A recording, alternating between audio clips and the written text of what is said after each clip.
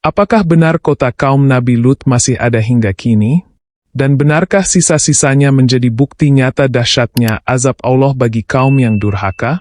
Hari ini kita akan menelusuri kisah nyata dari dalam Al-Quran, jejak sejarah yang masih tertinggal, hingga bukti-bukti mengerikan yang ditemukan para arkeolog di zaman modern. Kaum Nabi Lut tinggal di sebuah wilayah yang pada masa itu sangat makmur dan strategis, yakni kota Sodom dan Gomorrah. Lokasi ini berada di sekitar perbatasan Yordania dan Palestina modern, tepat di area sekitar Laut Mati. Dalam catatan sejarah Islam dan literatur Samawi lainnya, kota ini terkenal bukan karena kehebatannya dalam peradaban, melainkan karena perilaku penduduknya yang luar biasa bejat. Kaum Lut melakukan perbuatan yang sangat dikecam oleh semua agama Samawi, homoseksualitas terang-terangan. Bahkan, mereka adalah kaum pertama di dunia yang melakukan hubungan sejenis secara terbuka dan membanggakannya. Dalam Al-Quran, Allah Subhanahu wa Ta'ala mengabadikan celaan terhadap kaum ini melalui banyak ayat. Salah satunya dalam surah Al-Araf ayat 80-81. Dan, ingatlah, ketika Lut berkata kepada kaumnya, "Mengapa kamu mengerjakan perbuatan fahisyah itu, yang belum pernah dikerjakan oleh seorang pun di dunia ini, sebelummu? Sesungguhnya kamu mendatangi lelaki untuk melepaskan syahwatmu kepada mereka, bukan kepada wanita. Sungguh, kamu adalah kaum yang melampaui batas." Perbuatan mereka bukan hanya dianggap sebagai penyimpangan moral, tetapi juga bentuk perlawanan terhadap fitrah manusia. Ketika Nabi Lut menyeru mereka kepada kebaikan dan melarang perbuatan keji tersebut, mereka malah menantang dan mengejek beliau. Mereka bahkan mengancam akan mengusirnya dari kota. Dalam surah Asy-Syu'ara ayat 167, mereka berkata, "Sungguh, jika kamu tidak berhenti, wahai Lut, niscaya kamu akan termasuk orang-orang yang diusir." Dalam tafsir banyak ulama, disebutkan bahwa selain penyimpangan seksual, mereka juga melakukan tindakan kriminal lainnya, seperti merampok para musafir, menindas orang asing, dan menjadikan tindakan cabul sebagai tontonan publik. Mereka hidup dalam kemewahan, tapi mengabaikan ajaran dan peringatan dari Allah. Bahkan dalam riwayat disebutkan bahwa mereka menjadikan perbuatan zina sebagai hiburan massal, dan memperlakukannya sebagai bagian dari budaya mereka. Allah Subhanahu wa Ta'ala tidak serta-merta menurunkan azab tanpa peringatan. Sebelum murkanya dijatuhkan, Dia selalu mengutus para nabi dan rasul-Nya untuk memperingatkan, menasihati, dan membimbing umat agar kembali ke jalan yang benar. Begitu pula dengan kaum Nabi Lut. Berulang kali Nabi Lut alaihi salam memberikan peringatan kepada kaumnya akan akibat perbuatan keji mereka. Namun, bukan hanya peringatan itu diabaikan, mereka justru semakin menjadi-jadi. Mereka menantang, mengolok-olok, bahkan mencoba menyakiti tamu-tamu Nabi Lut yang sebenarnya adalah malaikat yang menyamar dalam rupa manusia. Saat itu, Allah mengutus 3 malaikat yang juga sebelumnya mengunjungi Nabi Ibrahim untuk menyampaikan kabar kelahiran Ishak menuju kota Nabi Lut. Mereka berkunjung sebagai tamu. Namun kehadiran para malaikat ini segera diketahui oleh masyarakat Sodom yang keji. Mereka mendatangi rumah Nabi Lut dengan niat mencabuli para tamu tersebut. Dalam Al-Quran Surah Hud ayat 77-79, diceritakan bagaimana Nabi Lut merasa sangat putus asa menghadapi kaum yang sudah tidak punya malu ini. Dan tatkala datang utusan kami, para malaikat, kepada Lut, dia merasa susah dan sempit dadanya karena kedatangan mereka, dan dia berkata, "Ini adalah hari yang sangat sulit." Dalam detik-detik penuh kegelapan moral itulah, para malaikat menyatakan bahwa mereka sebenarnya adalah utusan Tuhan. Mereka menenangkan Nabi Lut dan memerintahkannya untuk segera meninggalkan kota bersama keluarganya, kecuali istrinya yang berkhianat karena ikut menyetujui perilaku bejat kaum tersebut. Lalu malam pun tiba, dan azab Allah pun datang. Azab yang bukan hanya menghapus sebuah kota, tetapi mengguncang langit dan bumi. Dalam Al-Quran disebutkan, Allah membalikkan kota tersebut, dan menghujaninya dengan batu dari tanah yang terbakar secara beruntun. Dalam surah Hud ayat 82-83. Maka ketika keputusan kami datang, kami jadikan negeri kaum Lut itu dibalikkan ke atas ke bawah, dan kami hujani mereka dengan batu dari tanah yang terbakar secara bertubi-tubi, yang diberi tanda oleh Tuhanmu. Dan azab itu tidak jauh dari orang-orang yang zalim. Bayangkan, sebuah kota besar yang diangkat ke langit lalu dijungkirbalikkan. Menurut riwayat, malaikat Jibril mengangkat kota itu dengan ujung sayapnya. Sampai-sampai terdengar suara kokok ayam dan gonggongan anjing hingga ke langit. Kemudian kota itu dijatuhkan ke bumi dengan kekuatan dahsyat, disertai hujan batu berapi yang tak satu pun jiwa selamat kecuali yang diperintah Allah untuk keluar sebelumnya. Secara geologis, peristiwa ini begitu dahsyat. Para ahli mengamati adanya lapisan tanah dan batuan di sekitar Laut Mati yang tidak normal. Struktur tanah terlihat seperti telah diguncang, dibalik, dan terbakar dari dalam.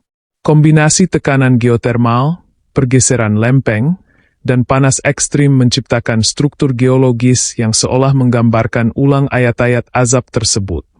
Bahkan menurut beberapa ahli, tekanan luar biasa dari bawah tanah saat kota itu dibalikkan menciptakan ruang kosong yang kemudian terisi oleh air asin, membentuk Laut Mati yang kita kenal hari ini. Kini, Laut Mati menjadi danau paling aneh di dunia. Tidak ada ikan, tidak ada tumbuhan. Kadar garamnya 10 kali lebih tinggi dari laut biasa, membuat benda apapun bisa mengapung. Namun, di balik keanehannya, ia menyimpan rahasia mengerikan tentang kaum yang telah dimusnahkan. Tak ada azab yang lebih nyata dan monumental dalam sejarah selain kehancuran kota Sodom dan Gomorrah. Azab yang mengangkat, membalikkan, menghancurkan, dan mengubur semua bentuk kemaksiatan dalam satu malam. Seiring dengan berkembangnya ilmu pengetahuan dan teknologi modern, banyak misteri sejarah yang dulunya hanya dianggap sebagai mitos atau dongeng, kini mulai terbongkar kebenarannya. Termasuk salah satunya adalah kisah kehancuran kaum Nabi Lut yang selama berabad-abad menjadi perdebatan antara keimanan dan sains. Namun dalam beberapa dekade terakhir, sejumlah ekspedisi arkeologi dan ilmiah yang dilakukan di sekitar Laut Mati mulai menguak bukti-bukti yang begitu mengguncang. Bukti yang secara mencengangkan selaras dengan kisah azab dalam Al-Quran dan kitab-kitab samawi lainnya. Pada tahun 1960 hingga awal 2000, berbagai tim arkeolog dari Eropa, Amerika Serikat, hingga Timur Tengah melakukan eksplorasi intensif di wilayah tenggara Laut Mati. Mereka menemukan sejumlah reruntuhan kuno di situs yang dikenal sebagai Bab Edhadhra dan Numeira. Dua kota purba ini, menurut para peneliti, memiliki kemiripan yang sangat kuat dengan deskripsi Sodom dan Gomorrah. Reruntuhan tersebut menunjukkan tanda-tanda kehancuran mendadak, dinding runtuh, arsitektur terbakar, dan bahkan tulang belulang manusia yang ditemukan dalam posisi seperti terjebak atau berusaha melarikan diri dari sesuatu yang sangat dahsyat. Yang lebih mengejutkan, para arkeolog menemukan ratusan bahkan ribuan bongkahan batu belerang murni tersebar di seluruh area. Batu-batu ini tidak ditemukan di lokasi lain dalam jumlah sebanyak itu. Dan saat diuji di laboratorium, belerang tersebut memiliki tingkat kemurnian 98%, sangat mudah terbakar, dan menunjukkan bahwa batu-batu itu pernah jatuh dari atmosfer dengan suhu sangat tinggi. Ini sangat sesuai dengan deskripsi dalam Al-Quran yang menyebutkan bahwa Allah menghujani kaum Nabi Lut dengan batu dari tanah yang terbakar. Penelitian geokimia juga menunjukkan bahwa area sekitar Laut Mati mengalami aktivitas geotermal dan vulkanik purba yang ekstrim. Struktur tanah di sana sangat tidak stabil, dan memiliki banyak celah dalam kerak bumi yang mengandung gas-gas mudah meledak. Beberapa ahli geologi meyakini bahwa jika suatu wilayah dengan kondisi seperti itu mengalami tekanan dari dalam, misalnya melalui pergeseran lempeng tektonik yang tiba-tiba, maka sangat mungkin wilayah tersebut bisa meledak dari bawah, membalikkan tanah dan menyebabkan kehancuran masif. Sebagian tim peneliti dari National Geographic dan Smithsonian Institute bahkan membuat simulasi digital dari kondisi geologi laut mati dan menghitung kemungkinan terjadinya pembalikan tanah seperti dalam kisah Nabi Lut. Hasilnya mengejutkan. Dengan pergerakan tektonik tertentu, skenario seperti itu sangat mungkin terjadi secara alami, atau lebih tepatnya, terjadi karena kehendak Allah yang Maha Kuasa. Tidak hanya itu, sejumlah artefak rumah tangga, keramik, dan perhiasan ditemukan dalam kondisi hangus terbakar. Beberapa kerangka manusia yang ditemukan dalam posisi meringkuk, memegang kepala, atau berpelukan, menunjukkan bahwa kehancuran terjadi sangat cepat dan mengerikan. Para korban tampaknya tidak punya cukup waktu untuk melarikan diri. Beberapa dokumenter menyebutkan bahwa kota-kota ini tidak dihancurkan oleh perang atau invasi, tetapi oleh fenomena alam yang luar biasa langka dan sangat kuat. Hal ini menambah keyakinan bahwa kisah Nabi Lut bukan sekadar alegori moral, melainkan catatan sejarah yang kini dapat diverifikasi melalui sains modern.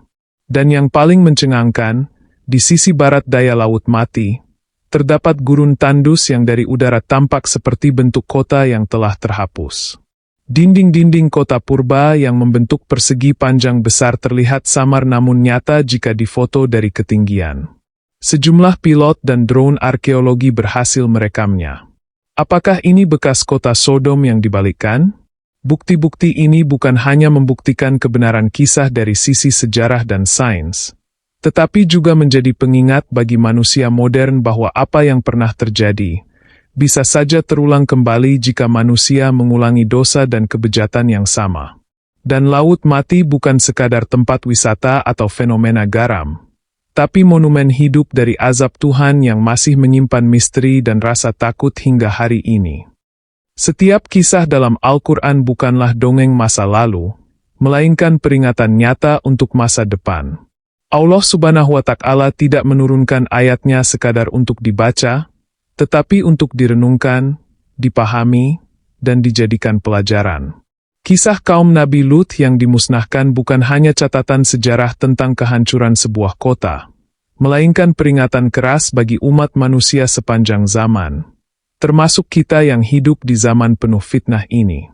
Saat ini, dunia perlahan-lahan memperlihatkan gejala-gejala kemiripan dengan masyarakat Sodom dan Gomorrah. Perilaku menyimpang yang dulu dianggap aib, kini dibela, dikampanyekan, dan bahkan dilegalkan atas nama HAM dan kebebasan individu. Media sosial, industri hiburan, dan politik global mulai menormalisasi perilaku yang bertentangan dengan fitrah manusia. Di banyak negara, pernikahan sejenis dilegalkan. Kaum LGBT diberi hak istimewa. Kritik terhadap perilaku menyimpang ini dianggap sebagai ujaran kebencian. Dan yang paling menyedihkan, sebagian umat Islam ikut terseret dalam arus tersebut, mengabaikan nas-nas yang jelas dalam Al-Quran dan hadis, bahkan membelanya dengan dalih toleransi. Allah Subhanahu wa Ta'ala sudah menunjukkan akibat dari penyimpangan ini melalui kehancuran yang pernah menimpa kaum Nabi Lut. Tapi mengapa manusia justru mengulang kesalahan yang sama? Mengapa manusia begitu cepat lupa akan sejarah yang telah ditorehkan dalam bentuk reruntuhan kota, batu-batu belerang, dan laut mati yang sunyi mematikan? Dalam surah Al-Ankabut ayat 34, Allah berfirman, "Sesungguhnya kami akan menurunkan azab dari langit kepada penduduk negeri ini karena mereka berbuat fasik." Dan dalam ayat 35-nya, Allah menegaskan, "Dan sesungguhnya telah kami tinggalkan daripadanya suatu tanda yang nyata bagi orang-orang yang berpikir." Ayat ini adalah isyarat bahwa sisa kehancuran itu masih ada, bisa dilihat, bisa dipelajari, dan bisa direnungi oleh manusia yang mau berpikir. Peringatan bagi umat akhir zaman bukan main-main.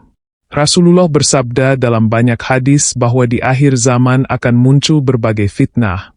Salah satunya adalah normalisasi zina dan penyimpangan seksual. Bahkan, Rasulullah bersabda bahwa umat beliau akan mengikuti jejak umat terdahulu sejengkal demi sejengkal, sehasta demi sehasta, hingga masuk ke lubang biawak.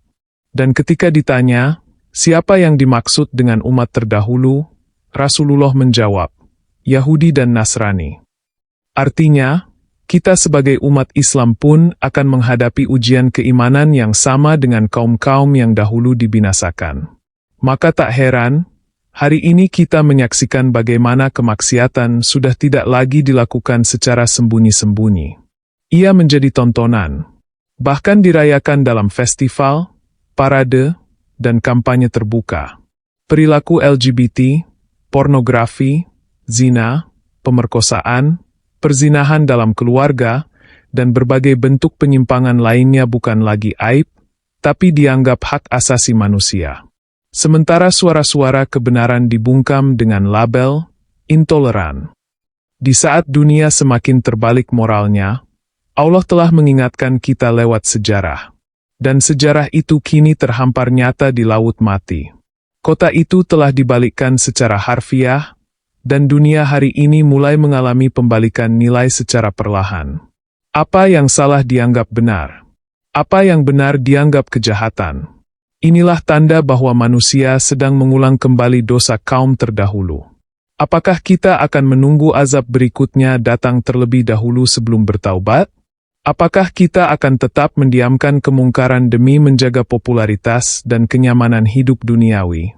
Atau kita akan kembali kepada Al-Quran dan Sunnah, memperbaiki diri, keluarga, dan masyarakat sebelum terlambat? Allah Subhanahu wa Ta'ala memberikan waktu. Tapi waktu itu tidak selamanya. Dalam surah Hud ayat 117, Allah berfirman, "Dan Tuhanmu tidak akan membinasakan kota-kota secara zalim, sedangkan penduduknya orang-orang yang memperbaiki keadaan." Artinya, masih ada harapan. Selama masih ada orang yang beramar ma'ruf nahi munkar, yang menyeru kepada kebaikan dan mencegah kemungkaran, maka azab bisa dicegah. Di balik reruntuhan kota-kota purba yang kini menjadi saksi bisu peradaban masa lalu, terselip sebuah kisah penuh peringatan dari Tuhan untuk umat manusia. Kota kaum Nabi Lut yang dulu menjadi pusat maksiat dan penyimpangan kini berubah menjadi lautan kematian yang sunyi. Setiap inci dari tanah itu seakan menjerit tanpa suara, membawa pesan azab yang tak pernah main-main. Allah tidak pernah mengazab suatu kaum kecuali setelah mereka menolak peringatan, mengolok-olok kebenaran, dan menantang kekuasaannya secara terang-terangan. Dalam kisah Nabi Lut, azab itu turun dengan cara yang menggetarkan langit dan bumi, sebuah gambaran nyata bahwa murka Allah itu tidak bisa disepelekan. Bukti-bukti yang ditemukan di daerah sekitar Laut Mati tidak hanya membenarkan catatan sejarah dari Al-Quran dan kitab-kitab sebelumnya, tetapi juga memperlihatkan kedahsyatan kehancuran yang melampaui nalar manusia. Dalam studi geologi dan arkeologi yang dilakukan secara internasional, ditemukan lapisan tanah yang meledak akibat panas tinggi. Kemungkinan dari fenomena mirip ledakan meteor atau letusan besar dari dalam bumi. Hal ini sesuai dengan riwayat yang menyatakan bahwa kota-kota tersebut diangkat ke langit dan dibalikkan sebelum dihujani batu-batu panas dari langit. Batu-batu belerang yang membakar dan membunuh seluruh kehidupan di sekitarnya menjadi bukti nyata yang mengguncang hati siapapun yang menyaksikannya. Sebagian peneliti bahkan menyebut bahwa tidak ada lokasi di dunia ini yang memiliki konsentrasi sulfur dan garam yang begitu tinggi serta kondisi lingkungan yang ekstrim seperti di wilayah sekitar Laut Mati dan Tel El Hammam. Tanahnya tidak bisa ditanami, airnya terlalu asin untuk diminum, dan udaranya penuh dengan bau belerang yang menyengat. Seakan-akan tempat itu tidak hanya dikutuk untuk satu generasi, tapi menjadi peringatan abadi untuk semua generasi setelahnya.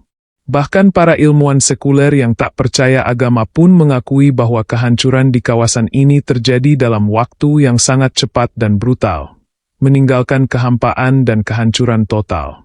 Dan disinilah letak kebesaran Al-Quran yang mengabadikan kisah ini dengan bahasa yang puitis namun mengguncang. Allah berfirman dalam surah Al-Qamar ayat 33-40. Bagaimana kaum Nabi Lut mendustakan semua peringatan, dan akhirnya ditimpa azab yang menyapu bersih segalanya. Bahkan hingga kini, kota itu tidak pernah dibangun kembali. Tidak ada yang ingin menetap secara permanen di sekitar lokasi tersebut karena kondisi alamnya yang tidak bersahabat.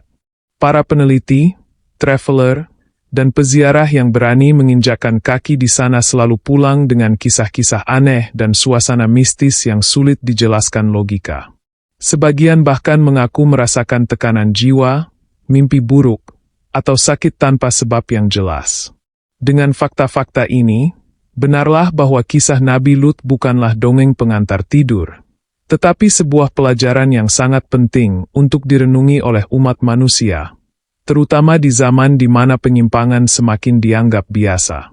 Di masa modern, penyimpangan yang dahulu menjadi sebab kehancuran kaum Nabi Lut kini malah dirayakan dan dijadikan kebanggaan. Dunia seakan buta terhadap pelajaran sejarah dan tuli terhadap peringatan langit. Maka, tinggal menunggu waktu, apakah dunia akan mengulangi kesalahan yang sama dan menerima konsekuensi serupa, atau bangkit menyadari pentingnya hidup sesuai dengan petunjuk ilahi.